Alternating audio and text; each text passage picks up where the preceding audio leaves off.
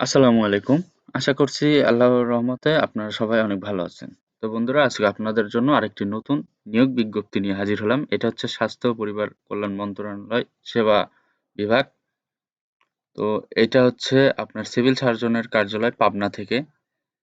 তো আপনারা এখানে যে সকল জেলা থেকে আবেদন করতে পারবেন, কোন জেলা থেকে আবেদন করতে পারবেন না, এখানে পদ সংখ্যা কতগুলো, কোন ক্যাটাগরিতে লোক নিবে, এরপরে অনলাইনে আবেদন করার তারিখ এবং আবেদন করার শেষ তারিখ সবকিছুই পাবেন এই ভিডিওতে। তো সবাই ধৈর্য ধরে ভিডিওটা দেখতে থাকুন। তো বন্ধুরা এখানে দেখতে পারতেছেন, এখানে প্রথম ক্যাটাগরিতে যে লোক নেবে পদের সংখ্যা হচ্ছে 60 মুদ্রাক্ষরিক কাম কম্পিউটার অপারেটর। এখানে পদের সংখ্যা একটি, গ্রেড জাতীয় বেতন স্কেল 2015 অনুযায়ী 10,200 থেকে 24,680। এখানে শিক্ষাগত যোগ্যতা কোনো শিক্ষিত বিশ্ববিদ্যালয় হতে ন্যূনতম 2য় শ্রেণী বা সমমানের সিজিপিএতে স্নাতক বা সমমানের ডিগ্রি, কম্পিউটার ব্যবহারের অভিজ্ঞতা থাকতে হবে। ষাটলিপিতে প্রতি মিনিটে বাংলায় 45 শব্দ ও ইংরেজিতে প্রতি মিনিটে 70 শব্দ, টাইপিং প্রতি মিনিট বাংলা 25, ইংরেজি 30 শব্দ হতে হবে। তো এরপরে ২ নম্বর হচ্ছে পরিসংখ্যানবিদ। এখানে পদের সংখ্যা ৫টি, বেতন স্কেল 10,200 থেকে 24,680। এখানে শিক্ষাগত যোগ্যতা কোনো স্বীকৃত বিশ্ববিদ্যালয় হতে পরিসংখ্যান, গণিত, অর্থনীতি বিষয়ে স্নাতক বা সমমানের ডিগ্রি, কম্পিউটার চালনায় দক্ষতা থাকতে হবে। এরপরে হচ্ছে স্টোর কিপার। এখানে পদের সংখ্যা হচ্ছে ৮টি, বেতন স্কেল ৯,৩০০ থেকে 22,৪৯০ টাকা। এখানে শিক্ষাগত যোগ্যতা কোনো স্বীকৃত বোর্ড হতে উচ্চ মাধ্যমিক সার্টিফিকেট বা সমমানের পরীক্ষায় উত্তীর্ণ হতে হবে। স্টোর কিপার পদধারীগণকে সরকারি বিধি অনুযায়ী জামানত প্রদান করতে হবে। এটা তাদের একটা ওয়ে যে জামানত দিতে হবে। তো এরপরে যে পদে লোক নেবে সেটা হচ্ছে স্বাস্থ্য সহকারী। এখানে অনেক পদে লোক নেবে, ধরেন প্রায় ১৩০টি। তো এখানে বেতন স্কেল হচ্ছে ৯,৩০০ থেকে 22,৪৯০।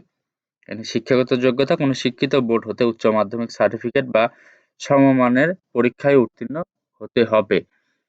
তো এরপরে যে ৫ নম্বর পদে লোক নেবে সেটা হচ্ছে গাড়ি চালক। এখানে পদ সংখ্যা ১টি, বেতন স্কেল ৯,৩০০ থেকে 22,৪৯০। শিক্ষাগত যোগ্যতা চেয়েছে কোনো শিক্ষিত বোর্ড হতে জুনিয়র স্কুল সার্টিফিকেট, ৮ম শ্রেণী পাস বা সমমানের পরীক্ষায় উত্তীর্ণ হতে হবে। ড্রাইভিং লাইসেন্স, হালকা গাড়ি চালনায় বৈধ ড্রাইভিং লাইসেন্স থাকতে হবে। ৩ বছরের অধিক অভিজ্ঞতা সম্পন্ন চালকগণ অগ্রাধিকার পাবেন। এরপরে হচ্ছে ল্যাব অ্যাটেন্ডেন্ট। এখানে পদ সংখ্যা ২টি, বেতন স্কেল হচ্ছে ৮,৫০০ থেকে ২০,৫৯০ টাকা। এখানে শিক্ষাগত যোগ্যতা কোনো শিক্ষিত বোর্ড হতে মাধ্যমিক স্কুল সার্টিফিকেট বা সমমানের পরীক্ষায় উত্তীর্ণ হলেই হবে। এখানে আপনারা কোন জেলা থেকে আবেদন করতে পারবেন? এখানে প্রার্থীকে পাবনা জেলায় স্থায়ী বাসিন্দা হতে হবে এবং শুধুমাত্র স্বাস্থ্য সহকারী পদের ক্ষেত্রে প্রার্থীকে অবশ্যই সংশ্লিষ্ট উপজেলাধীন ইউনিয়নের স্থায়ী বাসিন্দা হতে হবে। তবে সংশ্লিষ্ট সাবেক ওয়ার্ডের প্রার্থী অগ্রাধিকার পাবেন। তো বন্ধুরা আপনাদেরকে এখন আমি দেখাবো যে এখানে অনলাইনের মাধ্যমে আপনারা কিভাবে আবেদন করতে পারবেন। তো এখানে দেখতে পারতেছেন, এখানে লেখা আছে অনলাইনে আবেদনপত্র ফরম সংক্রান্ত নিয়মাবলী। তো এখানে দেখাচ্ছে যে অনলাইনে ফরম আবেদনপত্র পূরণ ও আবেদন ফি জমাদানের শুরুর তারিখ হচ্ছে 13/2/2024 খ্রিস্টাব্দ সকাল 10 ঘটিকা এবং অনলাইনে আবেদনপত্র যে মানে জমাদানের শেষ তারিখ 4/3/2024 বিকাল 4 ঘটিকা।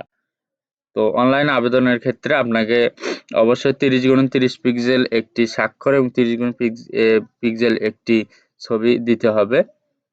এছাড়া আপনাকে অনলাইনে আবেদন করার ৭২ ঘন্টার ভেতরে এই যে এখানে নিচে দেওয়া আছে কত টাকা লাগতে পারে, এই যে ২২৩ টাকা। অনলাইনে আবেদন করার ৭২ ঘন্টার ভেতরে ২২৩ টাকা আপনাকে টেলিটক প্রিপেইড নাম্বারে সেন্ড মানি করে বা দিয়ে আপনাকে ইউজার আইডি এবং পাসওয়ার্ড নিয়ে আপনার অ্যাডমিট কার্ড বের করতে হবে। এটা নিয়ে আপনি পরীক্ষায় মানে যাইতে পারবেন অথবা পরীক্ষা দিতে পারবেন।